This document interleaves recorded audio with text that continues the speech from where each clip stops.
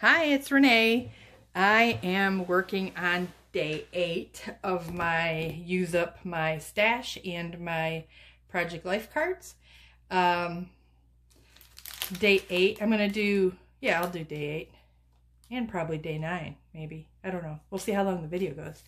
My library is closed, so my local internet source, which is fast, is my library, and they're closed until further notice, so I have to depend on my internet at home. And for a 10-minute video, it takes 2.5 hours to upload, which is crazy. I can go to the library and upload an hour-long video in like 6 minutes. So that's why I'm trying to make these videos short. So let's get started. I'm going to use this is my Project Life card that I'm going to work on first. And I'm going to need 2 of them maybe, I think, for what I want to do. What's on the other side? The airplanes. Okay. I'm going to set these aside.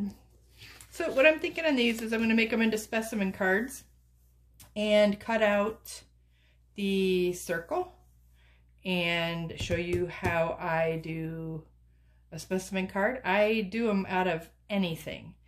It doesn't have to be a digital specimen card specifically. You can use anything. You can use those tab punches to make a specimen card. They don't have to be square, and they can be any shape. They can be round.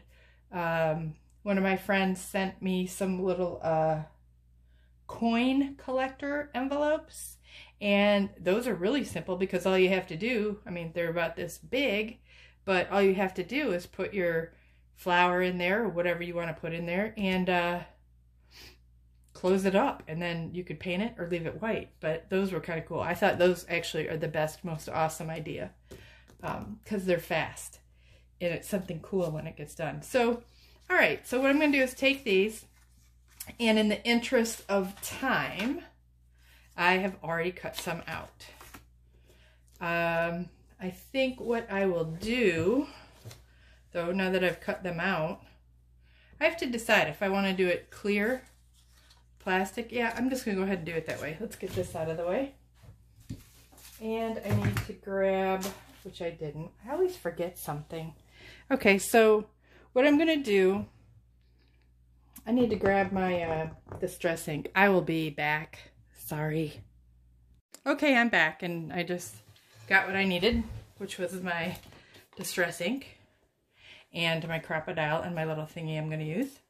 So I cut out the circles. I didn't get too crazy on cutting the circles perfect because I'm just going to go inside here and make this blue, hopefully to match or get close to the there's a faster way to do this. Sometimes I make things more complicated than they need to be. Okay, so I could just go around like that. I'm wasting some of my Distress ink, but I think that happens. That happens anyway, no matter what you do. It's not really that dark. I wonder if I don't really have anything that I could use that would make it darker, but I think this is fine for what I'm doing, so I'll make it a tad bit darker so it's not so shocking white. Okay, so now I've got this. See, I kind of messed up right there.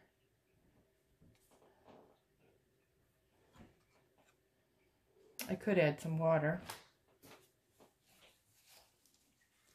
I think. And take this off. Nope, I can't. Okay, it is what it is. That can be the back. And then I'm going to do the other one. Try to be a little neater about it. I don't think it's going to matter. I'm just going to go for it. You could cut right up to the blue line if you wanted. This is a junk journal, so I don't think everything has to be perfect. I think that scrapbookers I like everything to be a little bit more perfect, but I'm a little bit more laid back in my creativity. As you could see from my art journaling, I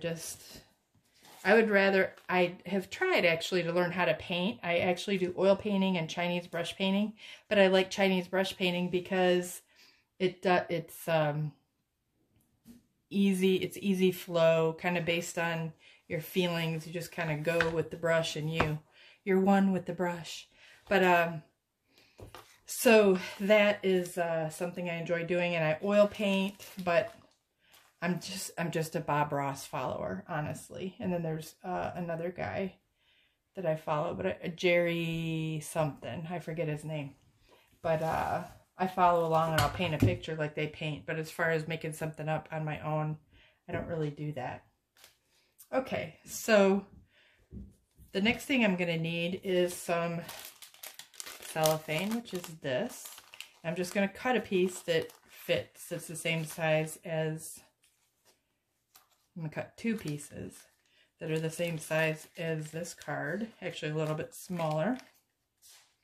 So let's just go here.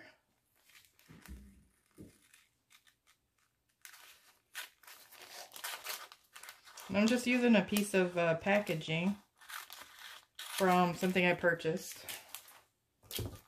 Okay, so I've got this, and actually it's already got corners on it, so I could tuck in whatever I'm going to put in here. See if that's going to be too big. I'm going to make it a little, well, no, I think that's actually going to be the perfect size. So now I have to figure out what I'm going to tuck inside, if it's going to be a butterfly or, let's see what I have in my junk collection. You know what, I think maybe I'll put a flower in here on this one, because I've got some flowers here. I could maybe put this in there with a flower. Just have to find the right flower. Maybe this one. It's got to be a flat flower, which this really isn't. But I can take off. I don't want to do that though. I gotta find a flat flower. It's got some of these have the little pearl things on them, so I don't want to use those because those aren't going to lay down.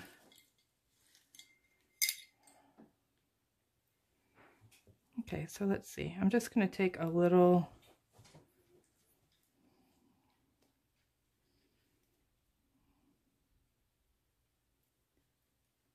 I'll take a little bit of that.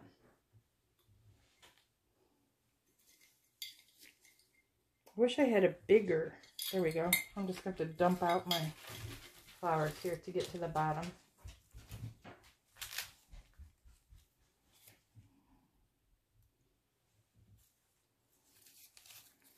Whoops, sorry.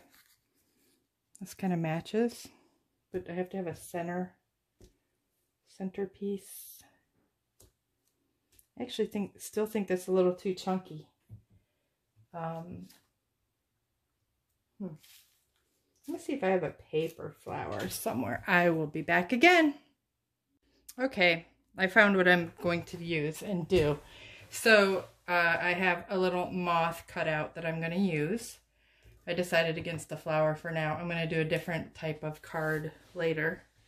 But basically all I'm doing here is I am going to put a teeny little bit of clear glue on the back of the moth. And I'm going to make sure too that I'm lining up this paper or this plastic. So my moth will be in between these two, like that.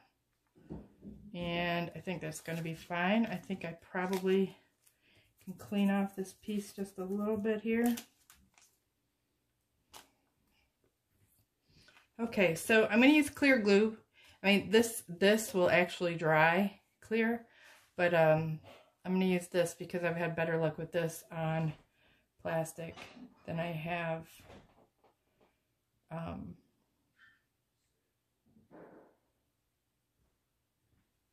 you know what? I'm not thinking this through right. So I keep going back and forth on what I'm going to do is the problem. All right, so what I'm going to do, here's what I'm going to do. For this one, I'm going to do a one-sided, and I'm going to, yeah, that's what I'm going to do. I only need one sheet of this, and I'm going to just do this so the back is something that you can write on. And then on my next video, I'll do a two-sided one that has a see-through piece. But for now, I'm just going to go ahead with this. Okay. So, sorry, I'm kind of acting goofy. I'm waiting for my glue to come down. Okay, so I'm just going to put a little bit of glue where this is going to lay. I'm going to kind of use this as a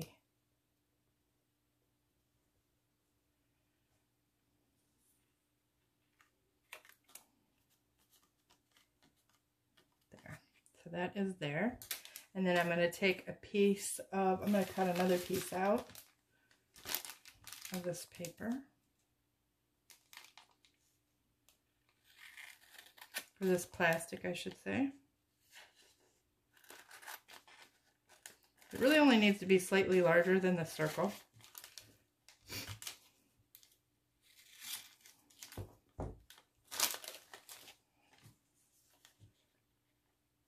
Okay. So then what I'm going to do is glue this down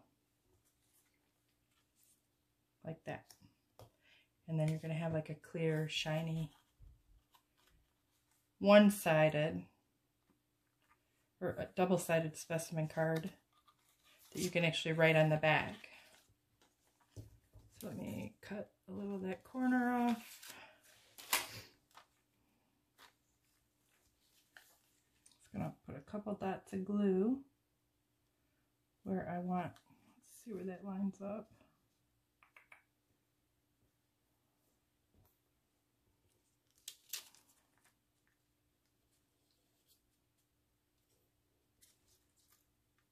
So I'm going to put these like this.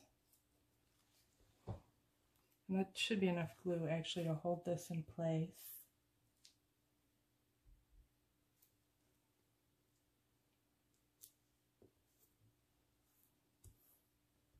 And then on this side, I'm going to put my glue like this, so it kind of covers both the plastic and the cardboard beneath. And then I'm going to glue this side all the way around to the edges.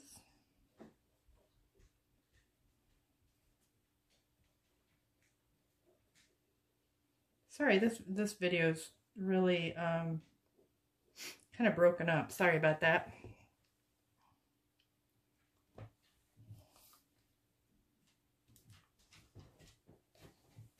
I'm new at all this videoing, and one day I'll get it down pat. So then I'm going to just put this right on top of that. And so it's kind of like a specimen card. It's got the shiny, you can see. And then the next thing I'm going to do, I'm going to let that dry for just a quick second. And I'm going to glue a little, maybe a little flower and a tag on there. I've got some tags over here.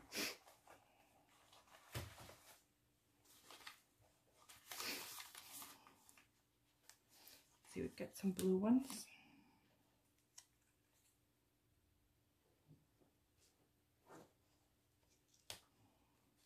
This was made by Annette Colagrande, I think is how you say her name. Her page is Rosemary Pages. It's a nice little mini ephemera holder book. I love it. Okay, so I'm going to ink up the edges of this just a bit more. Get a little more of that dark blue around it.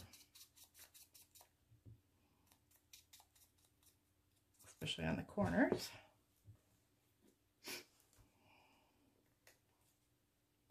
And I'm going to have a flower in the corner. I think I'll put that right there to cover up that little blue spot I made. The blue mess I made. Okay. Whoops. Forgot to put this down. I want this to be under the flower, not.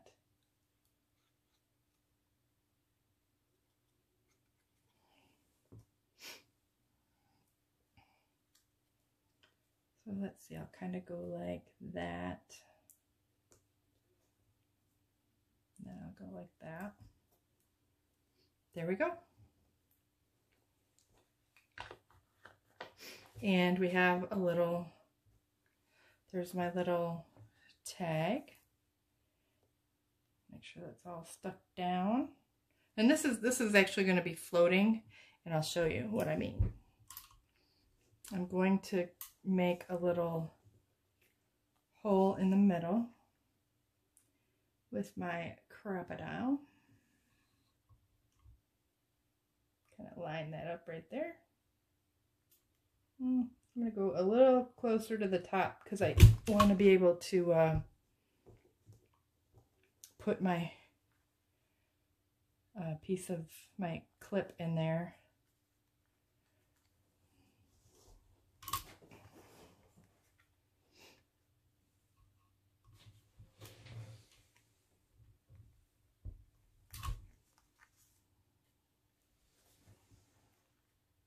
My, what do they call those? Bulb pins.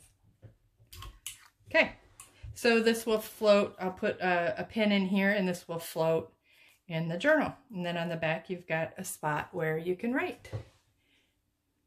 Here you go. Hopefully you like that. If you want to continue following along, please hit subscribe and like, and please be happy and be safe.